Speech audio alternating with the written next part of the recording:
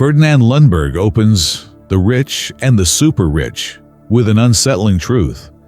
Democracy, as most people understand it, is largely an illusion. Beneath the appearance of freedom and equality lies a quiet, organized empire of wealth, a small group of families and financial institutions that control not only money, but also the systems that shape thought, opportunity, and government itself. Lundberg's purpose is not to moralize, but to expose, to show that behind every law, election, and institution, there exists a deeper structure of ownership. The super rich, he argues, do not merely influence society, they own it. Their power is inherited, concentrated, and self-perpetuating, passed from one generation to the next through a network of banks, corporations, trusts, and tax laws designed to preserve wealth indefinitely. He challenges the myth of the self-made man, the cherished American story that anyone can rise to fortune through hard work. In reality, Lundberg shows that most vast fortunes are not created, but inherited, and that the mechanisms of capitalism ensure this pattern continues. Wealth, he says, behaves like gravity. Once concentrated, it pulls more toward itself. Lundberg's tone is clinical, factual, and unflinching. He details how this invisible aristocracy operates, not through open dictatorship, but through ownership disguised as democracy. Politicians, he argues, are merely administrators for economic dynasties. The media shapes public opinion to protect elite interests, and education trains citizens to accept inequality as natural. He writes, "America is not a democracy, but a plutocracy, a government of wealth in the name of the people." What makes his argument powerful is not cynicism, but precision. He documents, line by line, the names, families, corporations, and laws that create this hidden empire. It's a study in how money replaces morality and ownership replaces justice. The introduction sets the stage for the book's central theme, that the structure of wealth is the true constitution of society. And until we understand it, freedom remains a comforting illusion, one sold to the many by the few who already own the world. Section 1. The concentration of power. The few who own the many. Lundberg begins this section with a stark revelation. In America and, by extension, in most of the developed world, a tiny fraction of the population owns nearly everything. This ownership extends far beyond personal wealth. It encompasses land, industry, banks, and the machinery of influence itself. He calls this group the super rich, a closed circle of dynastic families and corporate empires whose control is so vast that even the richest entrepreneurs or celebrities pale in comparison. While the public imagines wealth as something achieved through effort, ambition, or innovation, Lundberg demonstrates that most wealth is institutionalized, held in trusts, estates, and corporate structures that ensure it remains untouched by time or taxation. To the author, this isn't merely an economic issue, but a structural one. When the same small group controls capital, production, and credit, they effectively control the rules of society itself. They decide who gets funded, what industries grow, which narratives dominate the media, and which political figures rise or fall. He observes that this elite operates behind a veil of respectability, charitable foundations, Ivy League universities, and patriotic rhetoric serve as moral camouflage for the maintenance of power. Wealth has learned not to flaunt itself, but to disguise its dominance as benevolence. Lundberg meticulously maps how inheritance laws, trusts, and corporate governance act as invisible fortresses, These mechanisms prevent money from dispersing, ensuring that once a fortune is established, it can grow indefinitely while remaining legally shielded. The same families, names, and financial houses that dominated in the early 20th century still shape the present. Wealth doesn't vanish. It consolidates. He warns that the implications go far beyond economics. Concentrated wealth translates into concentrated decision-making, meaning that most major national outcomes, from wars to welfare policies, serve elite interests first. The free market, he says, is a myth. It is guided, guarded, and gamed by those already in control. Lundberg's insight is chillingly prophetic.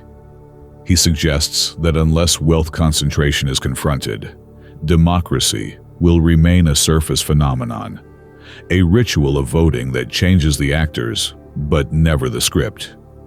He writes, "When wealth becomes power, and power becomes inheritance, freedom becomes performance, not reality." Section 2. Inheritance and the myth of meritocracy. In this section, Lundberg dismantles one of the most enduring myths of modern civilization, the myth of meritocracy, the comforting idea that wealth and success are the rewards of talent, intelligence, and hard work. He argues that this belief is not only false, but intentionally cultivated to keep the working and middle classes obedient, hopeful, and unaware of the hereditary nature of real power. He reveals that the foundation of the American elite is inheritance, not innovation. The greatest fortunes are not made in boardrooms or startups, but in family estates, trust funds, and private banks. Even when the wealthy appear self-made, they often begin life with immense structural advantages: education, capital, networks, and safety nets, all funded by inherited privilege.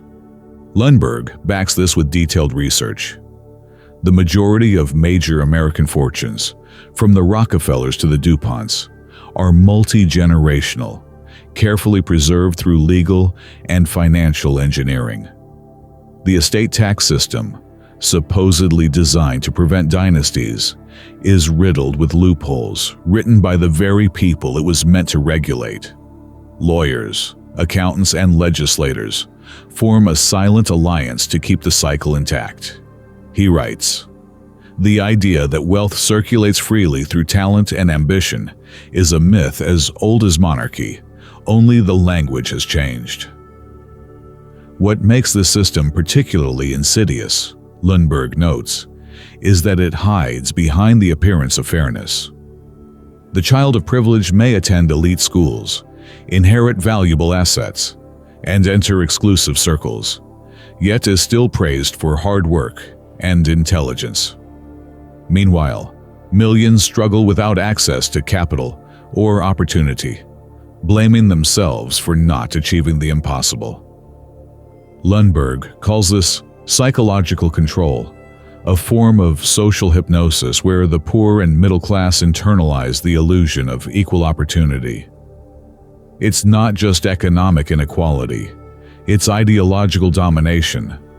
People defend the very system that exploits them because they believe one day, with enough effort, they might join it. He describes this as the golden chain of capitalism, strong enough to bind, beautiful enough to disguise captivity. The rich keep their wealth not by oppression alone, but by persuasion, through myths of success, morality, and freedom. In the end, Lundberg concludes that the true purpose of inheritance is not the preservation of money, but of hierarchy. It ensures that social status, influence, and control remain in the same hands indefinitely. He leaves the reader with a haunting question. If freedom is the right to rise, what does it mean when the ceiling was built before you were born? Section 3. The Political Machine. Democracy as theater. In this section, Lundberg delivers one of his most provocative arguments. Democracy, in practice, functions as theater, a ritual designed to preserve legitimacy, not equality. While citizens are given the illusion of choice through elections, the real decisions are made far from the voting booth, in boardrooms, foundations, and private gatherings of the elite. He argues that the political system is not a battleground between opposing ideologies, but a performance between factions of the same ruling class.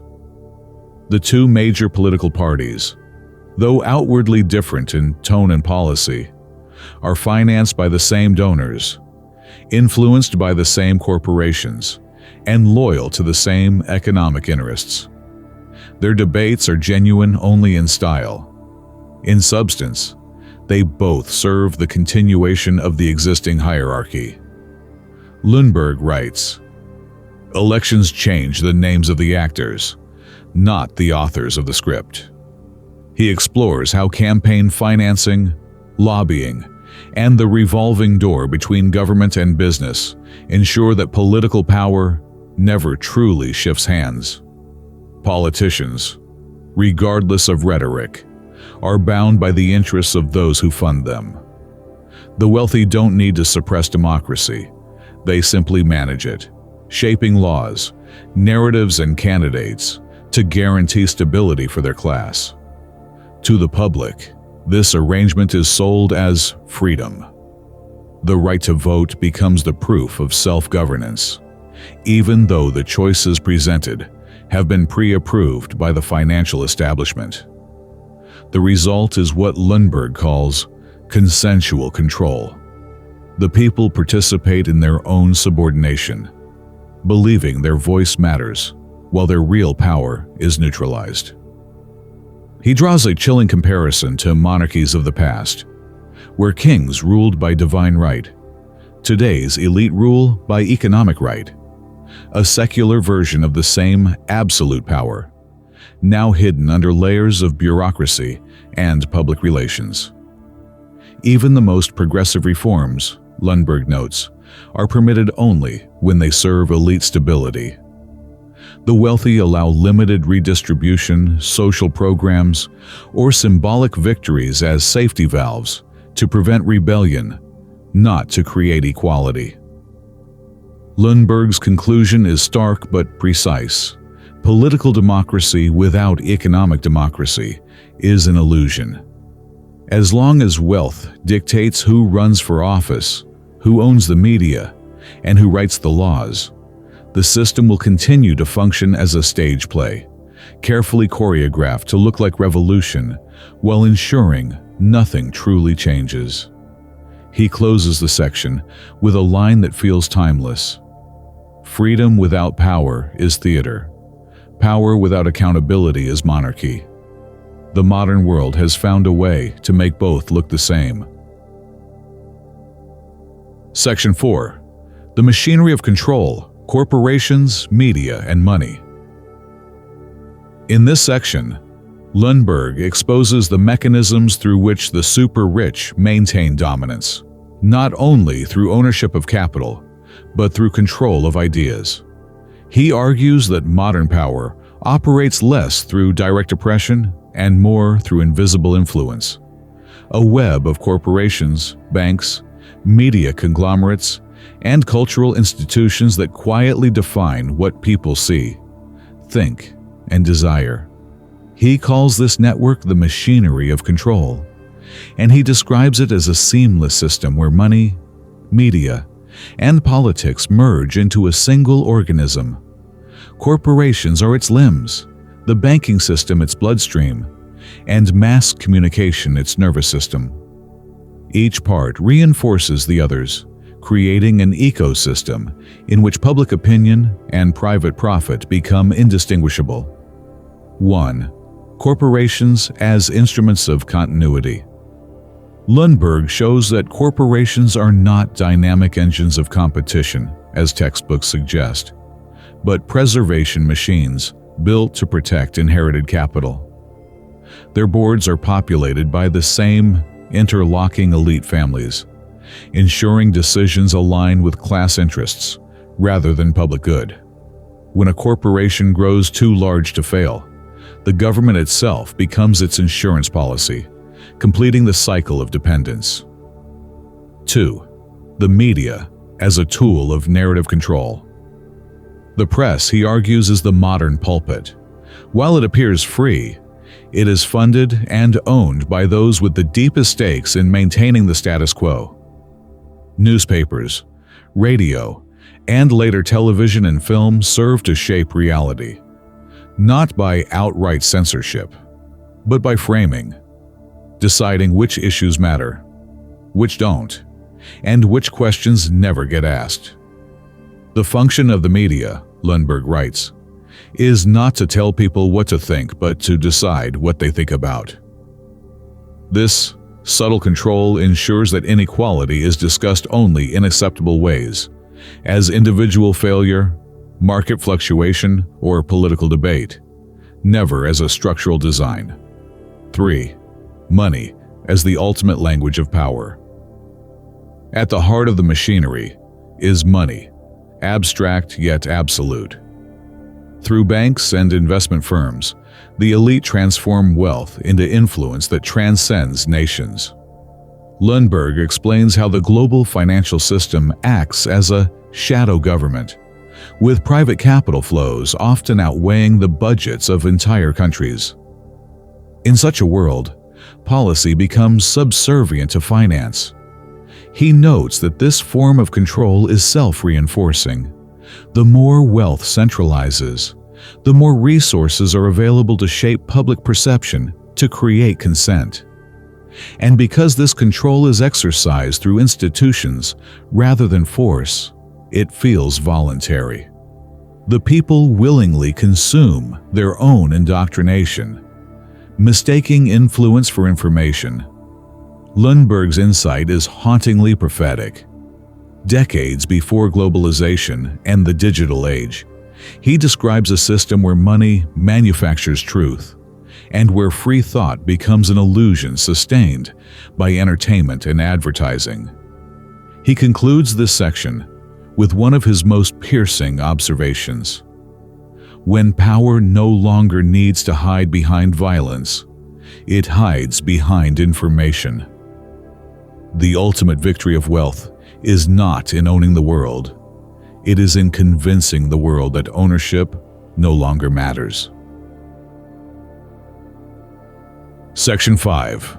The psychology of the masses, keeping people obedient. In this section, Lundberg examines how the ruling elite preserve their dominance not through coercion, but through psychology. He argues that modern societies are managed less by force and more by the careful engineering of consent, a system in which citizens are conditioned to accept inequality as natural, moral, and even desirable. Drawing from sociology and early behavioral science, Lundberg shows how people can be guided without realizing it. Education, religion, advertising, and entertainment work together to produce a citizen who is free in theory, but obedient in practice. The result is a population that mistakes comfort for freedom and consumption for progress. He calls this process mass domestication.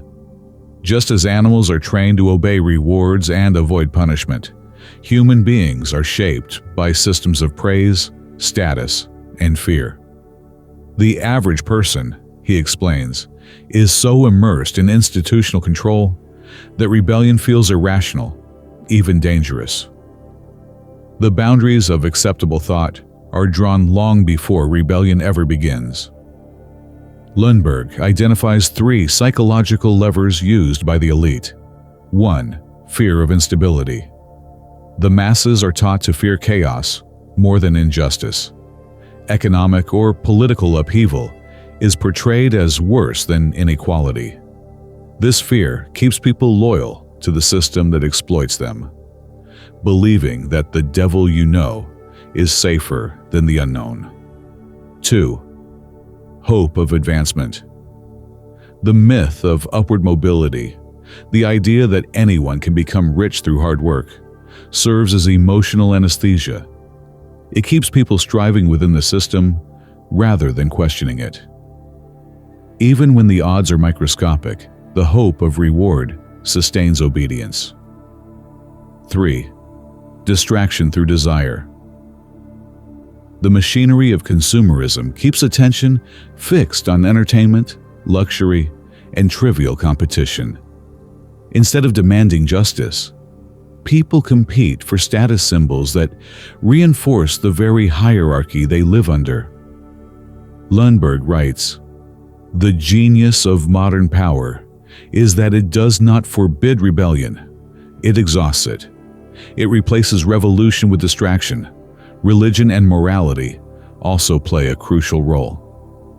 He notes how traditional moral systems, once spiritual or communal, have been reshaped to sanctify success. Wealth becomes evidence of virtue, while poverty becomes a moral failing. This inversion of ethics turns exploitation into aspiration. The result, he says, is a form of voluntary servitude, a population that polices itself, proud of its obedience, grateful for small freedoms, and hostile toward those who question the structure. The elite need not suppress dissent violently, because the culture itself does the work, through ridicule, alienation, or economic pressure. Lundberg's insight is chillingly clear. The rulers of the modern world discovered that minds could be conquered more easily than armies. By mastering psychology, the few no longer need to force the many. They simply shape the way the many think, dream, and desire. Section 6. The Cost of Inequality, a Society Built on Illusion.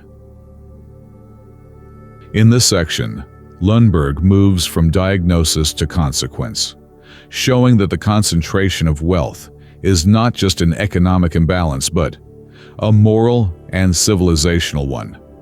A society built on extreme inequality, he argues, becomes spiritually hollow, politically fragile, and psychologically diseased. What looks like prosperity on the surface is, in truth, a sophisticated illusion of progress. He begins by explaining that economic inequality distorts every aspect of social life. The wealthy live insulated from the realities of ordinary people, while the poor internalize their exclusion as personal failure. The result is alienation, a silent division of worlds that can coexist geographically but never truly connect. The rich, he writes, inhabit a private nation within the nation, bound by money but detached from morality. Lundberg's critique goes beyond economics. It is existential. He argues that a society obsessed with wealth inevitably loses its moral compass. When success becomes the highest virtue, compassion and justice are reduced to charity, and life becomes a competition for dominance disguised as ambition. The public worships luxury and power, without realizing that this worship sustains its own exploitation. He also highlights how inequality erodes democracy itself. The appearance of choice and freedom persists, but decisions are made by those who control resources. The poor are distracted, the middle class is indebted, and the rich are protected, a stable, self-reinforcing hierarchy. Freedom, Lundberg says, is measured not by the right to vote, but by the ability to live without fear of deprivation. Lundberg describes the psychological toll of this system: widespread anxiety, chronic insecurity, and social envy. People are driven to exhaustion trying to keep up with lifestyles manufactured by the elite, a process that fuels endless consumption but empties the spirit. He calls this the moral cost of capitalism, the slow replacement of meaning with materialism. And yet, Perhaps his most piercing observation is about illusion. Inequality persists not because people fail to see it, but because they have been taught to rationalize it. The poor are told that poverty builds character. The middle class is told that hard work ensures stability. And the rich are told that their success benefits everyone. These are not lies in the crude sense. They are cultural narcotics, myths that soothe injustice into invisibility. He writes, "A society that mistakes privilege for virtue and suffering for laziness will forever confuse fairness with fate." In Lundberg's view, this illusion cannot last forever. When inequality deepens too far, the social fabric begins to decay from within. Trust collapses, institutions lose legitimacy, and cynicism replaces hope. What follows is not revolution, but decay. A quiet, civilized decline disguised as normalcy. He ends the section with a haunting thought. When illusion becomes the foundation of society, truth becomes the most dangerous form of rebellion. Section 7. Toward a New Ethic. Rethinking Wealth and Responsibility. After laying bare the anatomy of power, Lundberg turns to the question that defines the moral heart of the book. Can a society built on inequality rediscover a sense of responsibility? His answer is cautiously hopeful. Only if wealth is redefined not as privilege, but as stewardship. He begins by acknowledging that money itself is not evil. It is a tool. What corrupts is the ideology of ownership, the belief that possessing more entitles one to greater moral worth. This illusion, he argues, has severed wealth from duty. The wealthy are taught to protect capital, not humanity, to expand influence, not empathy. Yet history shows that civilizations crumble not from poverty, but from the arrogance of the powerful. Lundberg calls for a new ethic of wealth, one grounded in transparency, accountability, and service. He insists that those who benefit most from society's structure bear the greatest obligation to sustain it. True leadership, in his view, means using power to strengthen the public good rather than entrench personal gain. He writes, "The moral test of wealth is not how much one can accumulate, but how much one can justify keeping." He envisions reforms not merely economic but cultural. Education must teach critical thought, not conformity. Media must inform, not seduce. Government must serve, not perform. Wealth must circulate, not stagnate. He urges citizens to question the myths of merit and scarcity, to see that cooperation, not competition, is humanity's natural state. The measure of progress, he argues, should not be the rise of the few, but the uplift of the many. Lundberg recognizes that such transformation cannot come from legislation alone. Laws follow values, not the other way around. What must change first is the moral imagination, the collective belief about what it means to live well. If society continues to glorify accumulation and mistake greed for genius, it will perpetuate the same cycle of decay. He offers a sobering reminder. Reform will not come from those who benefit most from the current order. It must come from the awakened many, people willing to challenge the economic dogmas and cultural myths that have shaped their consciousness since birth. He writes, "To change the world, one must first reclaim the right to see it clearly." Lundberg's call is neither utopian nor naive. He knows the structure of power will resist, adapt, and disguise itself. But he insists that the alternative, moral surrender, is far worse.